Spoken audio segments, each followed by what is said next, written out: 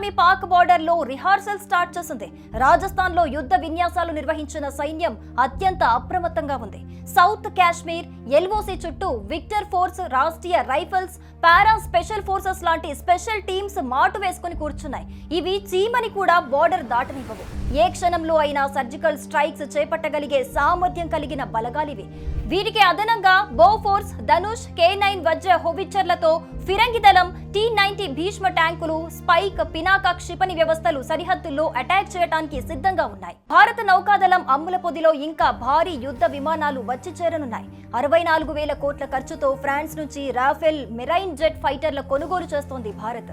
విమాన వాహక నౌకలు INS విక్రమాదిత్య, INS విక్రాంత్లపై ప్రస్తుతం ఉన్న MiG-29K ఫైటర్ స్థానంలో రాఫెల్ M ఫైటర్లు రానున్నాయి. ఇవి నౌకాదళ అవసరాల కోసం రూపొందించిన ది స్టాల్ రాఫెల్ ఫైటర్ జెట్లు. 9.5 టన్నుల ఆయుధాలు, చమురు ట్యాంకర్లను తీసుకెళ్లడానికి వీటిని ప్రత్యేకంగా రూపకల్పన చేశారు. భారత్, ఫ్రాన్స్ నడుమ ప్రభుత్వాల స్థాయిలో కొనుగోలు ఒప్పందం చేసుకుంది. ఇది ఖరారైతే ఫ్రాన్స్ తర్వాత అటు వాయుసేనకు, ఇటు నౌకాదళానికి ఒకే రకమైన యుద్ధ విమానాలు ఉన్న దేశంగా భారత్ మారుతుంది. గగనతలం, సముద్రతలంపై ఆధిపత్యానికి ఇది తోడ్పడుతుంది. రాబోతున్న 26 మెరైన్ ఫైటర్లలో 22 సింగిల్ సీటర్లు కాగా 4 డబుల్ సీటర్లు. ఒప్పందం కుదిరిన 5 ఏళ్లలో సరఫరా ప్రారంభమవుతుంది.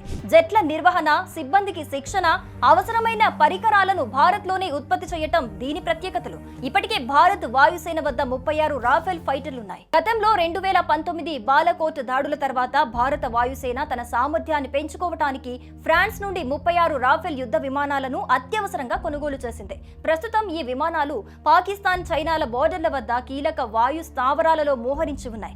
ఇవి పాక్ కవ్వింపు చర్యలను భారత సైన్యం సమర్థవంతంగా తిప్పికొడుతోంది. నౌకాదళానికి కూడా రాఫెల్ M జెట్లను సమకూర్చుకోవటం భారత్ యొక్క మొత్తం రక్షణ వ్యవస్థను మరింత స్ట్రాంగ్ చేస్తోంది.